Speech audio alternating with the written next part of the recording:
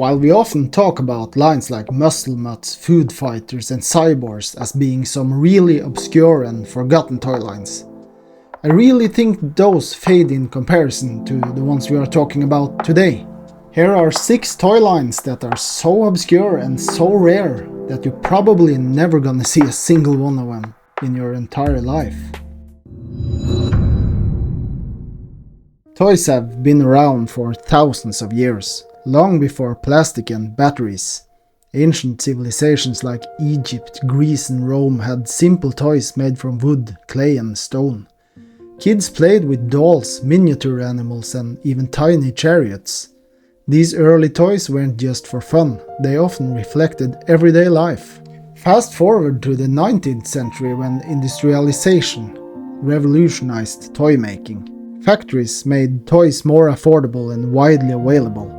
This is when we start seeing tin soldiers, wind-up toys and detailed dolls becoming popular. But the real game changer came in the 20th century. In the 1960s, the term action figure was born, with G.I. Joe.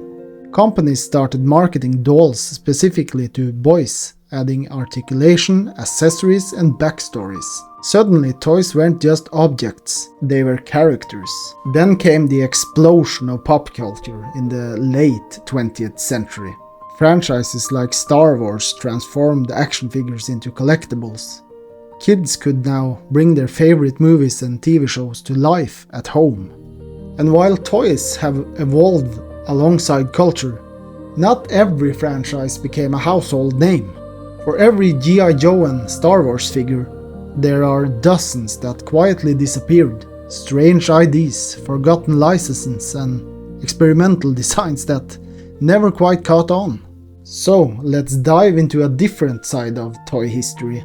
The quirky, the almost forgotten, the weird toy lines. As we take a look at 6 of the most obscure action figure series ever made. The Adventures of Metal Man were a cool series of die-cast action figures with no backstory. The figures were heavily influenced by the Japanese. Many of these characters had the THX 1138 look to them. The company behind these toys were C. They sold these guys in various forms for many years and they are highly collectible today. I think the collector circle around these toys would grow even bigger if people only could remember what they were called. I think these look amazing. They look sort of like nothing else I've ever seen actually. And I like the idea that the characters has no backstory. This way kids had to make up the story and it forces them to be creative, which I think is a nice feature. They came in a lot of fun designs, this one, and there are not a lot of these available. And when they show up, they are quite pricey. While we were busy staging battle with our Mike Power Atomic Man figures, kids in Germany were diving into something a little different. Action Team. It was their take on G.I. Joe, but with a sharper, more paramilitary edge. These weren't just heroes, they felt like soldiers of fortune. Characters like Tom Stone and John Steele brought a tougher, more adventurous vibe. Sure, they shared plenty of the same gear North American kids loved, but the line also had some unexpected twists. And what really stands out? The catalog itself, where the toys are shown. The Germans didn't hold back. Those dynamic, cinematic action scenes were crafted with real care. You can see they put a lot of work into each and every picture in this catalog of toys. And it's an awesome part of toy history, I think. You can tell a lot of effort went into bringing Action Team to life and making it feel larger than just a toy line. This was a military line, which we almost forgot. It pales in comparison to G.I. Joe and other sorts of lines, and I think we should take our time to appreciate this line as well. It looks awesome. In the late 70s, there was a UK company called Tomland. Tomland introduced a line of quirky 8-inch action figures that felt strangely familiar, I think. They released them under several names, but one most people remember is Star Raiders, or Star Riders. Now, this was no coincidence. Sci-fi fever was exploding at the time, and it was all thanks to the arrival of Star Wars. With demand sky high and official merchandise slow to roll out, companies like Tomland saw an opportunity and they took it. At the time, Star Wars was actually struggling to secure toy licensing early on, leaving a wide open gap in the market. And Tomland stepped right in. They produced what you might call legally cautious alternatives. Quick, cheap and just close enough to feel recognizable. The Star Riders line itself was a funny mashup.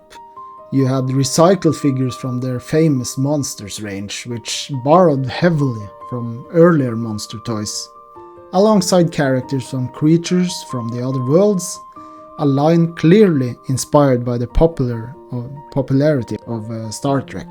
Add in some original creations and few that look very, very familiar, and you got one of the most curious toy lines of the era. Maybe of all time, actually. I think further down the line I will do a whole episode about the Star Raiders. What do you think? Is that something you want to see me do? We can look more into the backstory and have a look at every character they gave out. I think this is a real obscure and fun line to look into. And there's not a lot of story online to be found, so we have to dig deep. Next up we have a line called Photon. Photon may have been a tiny action figure line, but it came from something much bigger. It started as an immersive live experience in the mid-80s. Photon arenas built near shopping malls. These weren't your typical laser tag setups. There were multi-level battlegrounds filled with ramps, fog, flashing lights and pulsing soundtracks that made the whole thing feel futuristic and intense. A home version followed, letting kids gear up with wearable sensors and laser guns to battle their friends. Riding the wave and the success of the laser tag, Photon pushed the idea even further. Then LJN brought it into toy form. They released a small line of highly detailed figures, each about 8.5 inches tall, with built-in laser guns that could actually shoot up to 15 feet. The figures even had light-up chest sensors, and they made sounds when hit, turning them into interactive toys. Now this was really early on for these sort of toys, so maybe they were, too early with the idea. There were plans to expand the line with more characters, including alien enemies, but those never made it to the shelves. I think it's a shame, because with a little more support, I think Photon could have been one of the standout sci-fi toy lines of its time. This is a toy line you have to hunt hard for to find the characters today, but each and every one has an awesome backstory and they all look amazing. Now here we have the Real West series by Kenner.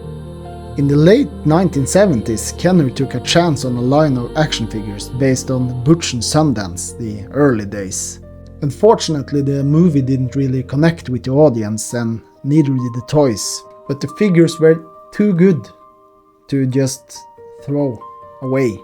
So in 1980, Kenner tried again, reworking the line under a new name, the Real West. This version would have mixed characters from the film with legendary figures like Geronimo. It had a lot of potential, but in the end it was never released to the mass public. The only piece that actually made it into the store shelves was a Western Cafe playset. This is also a shame, because the figures were impressively designed. Remember, these are early action figures. They featured bendable knees for horseback riding and quick draw action. Just squeeze the leg and the arm would snap into action. It was an early hint of the kind of mechanics Kenner would later perfect with their Superpowers line. And if some of these figures look familiar, there's a reason. Kenner later reused several of the molds for their Indiana Jones toys. And another fun fact about this line is that the Western Cafe playset is actually just a redesigned version of the Star Wars creature cantina. Did you recognize it? Or did you recognize any of the characters that were also in Indiana Jones maybe?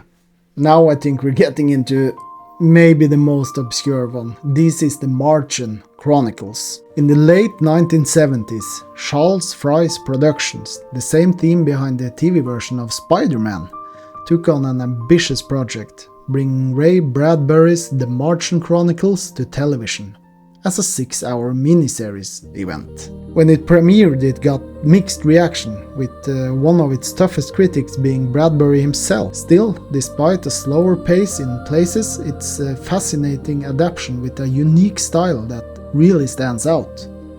What's even more surprising is what came next. A rack toy company named Larami thought that this was the perfect idea to turn into action figures, something they hadn't really explored before, is my understanding. At a time when Star Wars style figures were dominating shelves, Larami went into a completely different direction, producing 3 8-inch figures in the style of Mego toys, all based on the Martian designs. They even borrowed a few elements like outfits that felt lifted straight from the Mego Star Trek Alien line, giving the whole series a distinct mid-70s vibe. What do you think about these characters? I myself have to say I like the design, but they're not really what I collect, but man are they quirky. And that actually brings us to the end of our dive into these 6 obscure toy lines. 6 lines, each one a little strange, a little experimental, and in their own way, a reflection of the time they came from. Some were chasing trends, others were trying to start one, and a few just took some really unexpected swings. They may not have lasted very long, and they may not have had the spotlight, but that's exactly what makes them so fascinating as a toy collector.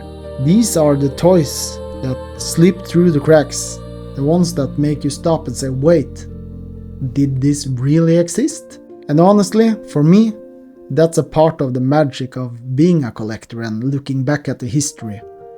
For every blockbuster hit, there are dozens of odd, ambitious and sometimes downright bizarre ideas that never quite made it, but still left their mark. So, whether you remember this or you're hearing about them for the first time, I hope this episode gave you a new appreciation for the weird and wonderful corners of toy history. Why do you think these toy lines failed? Was it a matter of timing? Or were they just simply bad? Let me know in the comments. Do you want to see more videos like this one? Or do you want me to talk about the things that I typically do, like 90s toy lines? And lastly, is there any of the figures in this video that you actually own, or that you actually want to own? Please let me know. And thank you all for watching. See you next Sunday.